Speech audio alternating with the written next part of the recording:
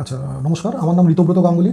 আমি গত প্রায় 29-30 বছর ধরে একটি বিরল এবং জটিল অসুখে ভুগছিলাম। তার নাম হচ্ছে রাইনোস্পোরিডিসিস, যেটা আমার ন্যাজাল ক্যাভিটি এবং ন্যাসোফ্যারিংসের মাঝখানে হতো। প্রথম আমার যখন 17 বছর বয়স, সেই সময় এটা অপারেশন হয়েছিল।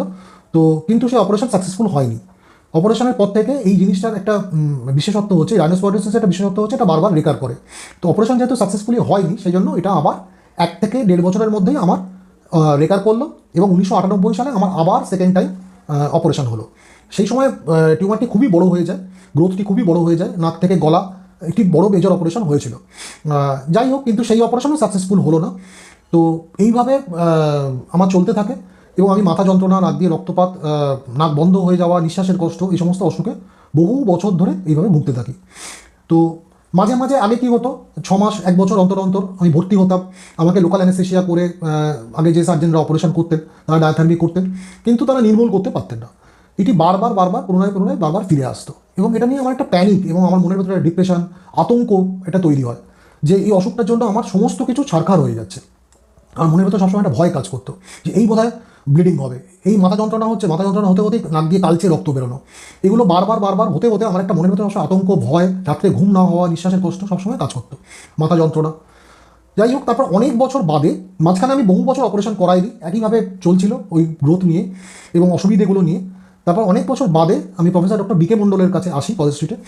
ওনার কাছে দেখানোর পরে উনি আমাকে আশ্বস্ত করেন। আমি ওনাকে দেখানোর আগেও এবারেও আমি বেশ কয়েকজন সার্জনকে কনসাল্ট করেছিলাম, কিন্তু তাদেরকে দেখিয়ে আমার সেরকম মনোপুত হয়নি।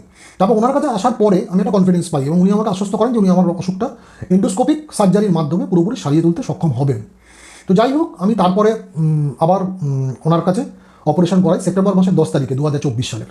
2024 সালের সেপ্টেম্বর মাসের 10 তারিখে উনি ফুল অ্যানেস্থেশিয়া করে এন্ডোস্কোপিক সার্জারি করেন উপকার নার্সিংহোমে, এবং সেটি করানোর পরে আজকে প্রায় 6 মাসের বেশি হয়ে গেছে। আজকে 15ই এপ্রিল 2025, পয়লা বৈশাখ। এখনও অবধি আমার কোনো রাইনোস্পোরিডিসের গ্রোথ নেই।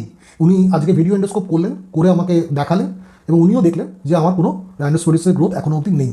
তো যেহেতু এটা 6 মাসের বেশি হয়ে গেছে, সেই জন্য আশা করা যায় আমি এই অসুখ থেকে চিরতরে মুক্ত হলাম। Doctor B.K. মণ্ডল আমার কাছে ঈশ্বরের মতো, ঈশ্বর ওনার অনেক অনেক মঙ্গল করুক। আচ্ছা, আপনি তো একজন ডক্টর, এবং কত সাল থেকে ডাক্তারিতে ভর্তি হয়েছেন? আমি 2000 সালে ভর্তি হই। হ্যাঁ, 2000 সালে কোন কলেজ? আমার ব্যাঙ্গালোর মেডিকেল কলেজ থেকে। আপনি ব্যাঙ্গালোর মেডিকেল কলেজ থেকে 2000 সালে পাস করেছেন, 2006 সালে পাস করেছি, 2000 সালে ভর্তি হয়েছিলাম। আগে থেকেই এই 96 সালে আমার একটা প্রথম অপারেশন হয়েছিল। হ্যাঁ, অপারেশন হয়। এবং টোটাল কতবার অপারেশন? আমি টোটাল প্রায় 17-18 বার আমার মানে আন্ডার জিএ আমার 3 বার হয়েছিল, মানে জেনারেল অ্যানেস্থেশিয়া করে পুরো অজ্ঞান করে যায় অপারেশনটিকে বলে। আর তারপরে লোকাল অ্যানেস্থেশিয়া করেও অন্তত 12-14 বার তো হবেই। তার মানে টোটাল ওনার 17-18 বার মতো অপারেশন হয়েছে।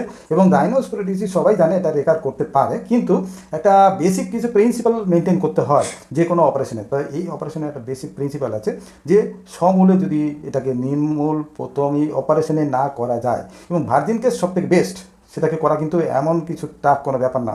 যে কোনো ডক্টরের দ্বারাই ঠিকমতো করতে পারলে সে কিন্তু করতে পারবে, এবং সেটা কিন্তু আর ফার্দার রেকার করবে না যদি বেসিক প্রিন্সিপাল মেনটেন করে।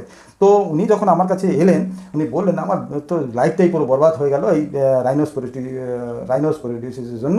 তো অনেক সার্জারি অপারেশন করেছে, অনেকবারই করা হয়েছে, বলুন তো এটা কি করা যেতে পারে, এটা কি করা সম্ভব, ঠিক করা সম্ভব? মানে তখন আমি ওনাকে বলেছিলাম যে হ্যাঁ, আমার একটা পেশেন্ট আছে ঝাড়খণ্ডের, যেটা আমার লাইফের একদম প্রথম দিকের initial phase of my life, আমি অপারেশন করেছিলাম। তার 4 বার রাইনোস্পোরিডিসিস অপারেশন হয়েছিল বাইরে, সেটা কিন্তু তারা সাকসেস করতে পারেনি। আমার কাছে 1 বার অপারেশন করার পরে কিন্তু সে সাকসেস হয়েছিল।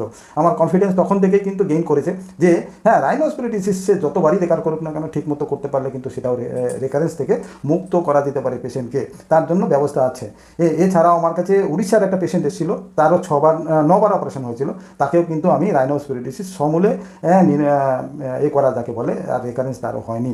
তো ডক্টর ঋতব্রত গাঙ্গুলি, উনি ডক্টর নামটা প্রথমে বলেননি, উনি একজন ভালো প্র্যাকটিস করেন এবং বাগবাজারে উনি ভালোই বহু পেশেন্ট দেখান। উনি আমার কাছে বেশ কয়েকটা পেশেন্ট উনি পাঠিয়েছেন ইদানিং। তো উনি একজন ডক্টর, এবং ডক্টরই নয়, উনি ভালো প্র্যাকটিস করেন এবং ভালো ডক্টর, কারণ ওনার কথা আমি শুনেছি, অনেক ব্যাপারে ভালো নলেজ আছে ওনার। যাই হোক, তো ওনার আমি কিন্তু অপারেশন একবারই করেছি, এবং অপারেশন করার পর থেকে আজ পর্যন্ত 6.5 মাস 7 মাসের মতো হলো আমি অনেকবারই এন্ডোস্কোপি, যতবার 4-5 বার অন্তত, হ্যাঁ, যতবার উনি এসেছেন ততবারই আমি এন্ডোস্কোপি করি, এবং লাস্টে আজকেও করেছি, কখনও কিন্তু রাইনোস্পোরিডিসিস আমি দেখতে পাইনি। তো এটা আমি একদমই আমার কনফিডেন্স যে আশা করি ওনারা এই রাইনোস্পোরিডিস ফিরে আসেনি বা আসবে না, এটাই ধারণা। নমস্কার।